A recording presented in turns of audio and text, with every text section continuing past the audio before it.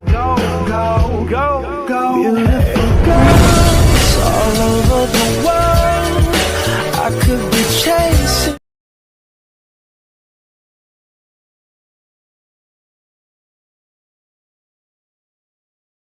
Hello guys! Welcome back to my channel.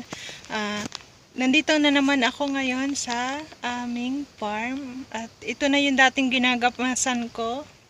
So far, malaki na siya at may bulaklak na. Ayan. Kung nakikita nyo. Ngayon naman, magtatanggal tayo ng malalaking dahon kasi medyo madaming masukal na para gumanda yung kanyang pagtubo ng bunga. Kailangan natin tanggalin yung malalaking dahon. Medyo hahawanin natin. Mahawan naman siya kasi namawer na. Kaya tara, samahan niyo ako. Ito na guys yung aking ginagamas noon. Yan, malaki na. Makalipas lang ang isang buwan. May bulaklak na din siya. Ayan o. Diba ang ganda? Ang gagawin natin dito, diba may mga sumusulay na sanga. Ayan, ating ipapakapit. Papakapitin.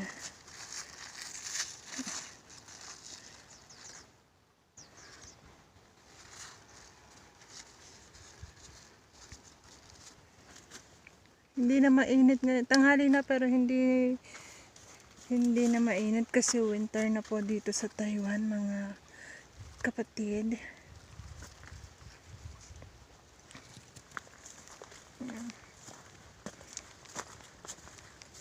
Dun sa taas, hawa na din. Kasi may nakatanim na siya na hindi ko alam kung yung pipino o upo. Ang lalaki kasi ng dahon. Ayan o. So, umpisa na ako guys. Ganito ang gagawin. Lahat ng malalaking dahon tatanggalin natin. Kaya ako naka-gloves kasi makati yung beans. At talagang medyo matalas yung pagkadahon niya, nakakasugat. Hindi naman totaling sugat na sugat, pero yung parang nagmamark siya na parang tamaan ng itak, ganun. Siyempre, maitim lang tayo, pero ayaw naman natin ng may galis. Para kasing nahigadan.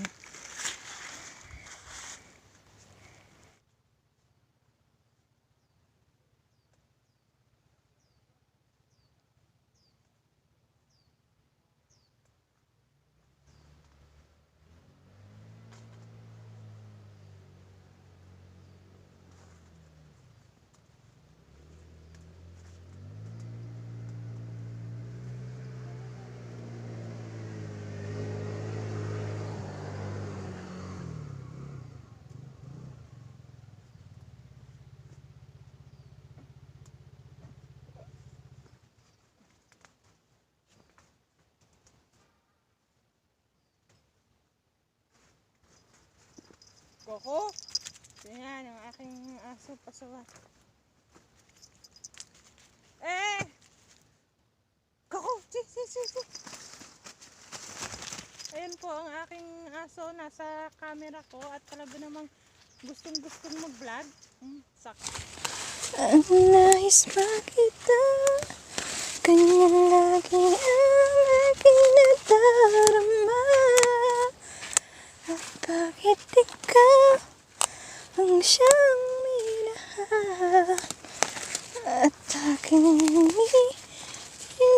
tunay.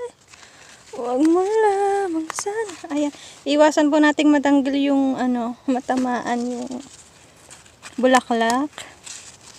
Siguro wala pang mga 3 weeks na to, pwede nang ma-harvestan. Papakita ko rin sa inyo ang aking unang harvest. Yeah. May maliligalig na tao doon sa taas na nagsusukat ng lupa. Okay na rin yun kasi nag-iisa lang ako dito sa farm. May gina rin yung may narinig akong ibang boses. Kaysa kay Goku, yung aking aso. Yun lang ang nagpapasakit ng ulo ko din eh.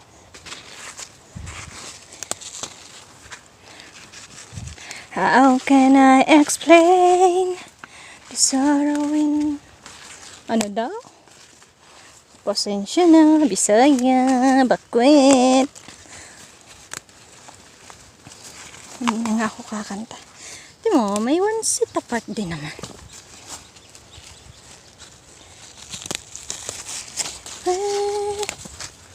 Yan, ipapakapit. Ganyan lang. Maghapon na gagawin ko to.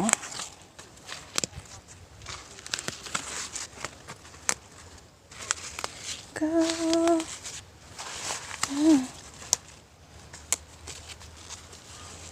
Ito po ang aking buhay dito sa Taiwan.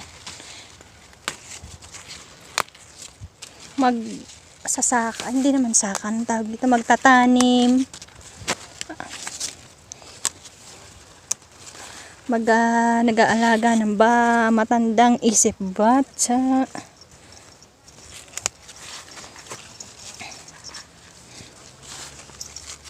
Pero masaya. Masaya. Kasi hindi naman dito mahigpit. Ayan. Kailangan nating magsipag para sa ekonomiya. At sana mawala na yung COVID para naman makaranas ng bakasyon. 4 na taon na akong walang bakasyon. Kaya sana pwede na talagang umuwi next year. Pagka ako tapos hindi na magre-renew ng kontrata, pwede ko tong bala ko tong mga napag-aralan dito sa Taiwan ay gagawin ko sa Pilipinas. Malay nyo mag-click, kaso lang dito sa Taiwan, talagang ang mga halaman sagana sa abono at saka sa ginagastusan nila talaga yan. Ang tubig dito kasi libre. Kaya mga pipe na yan, ito nyo yan, meron niya mga pandilig yan, bubuksan mo lang yun doon, dilig na lahat. Samantarang sa Pilipinas kasi mahalan patubig. Mahalang tubig, gagastos ka ng malakas. Kaya yan lang sigurang hindi kayang gawin. Pipe na lang, mahal na eh. Pero titignan. Abangan nyo yan. Malay nyo, dito talaga pala ang aking swerte sa buhay. Maging magbubukid. Kaya maganda na rin kasi pagdating ng araw at tayo mabiyayaan ng konting puhunan, hindi pwede natin itong gawin sa Pilipinas. Professional na ako, magbubukid. Kasi kaya professional, nandito na ako sa Taiwan. Foreigner na ako. Char, joke lang po. Ala ay nasira. Okay lang, sisibol pa naman yan. Kasi sa hindi natin maiiwasan na malambot kasi yung dulo. Okay lang yan. Hindi naman laging perfect ang buhay. May paganyan pa eh. Huwag puro hugot. Baon-baon din pag may time. Joke lang po.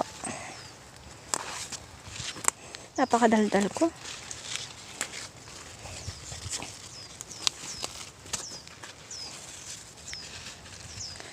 Ako ay madaldal.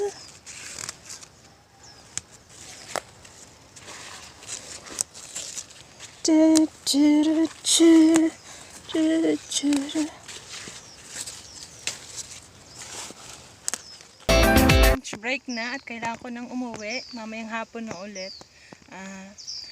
Magpapaalam na po ako sa inyo. Thank you for watching. At kung nagustuhan mo ang aking vlog for today, huwag mong kalimutan mag-subscribe sa aking channel.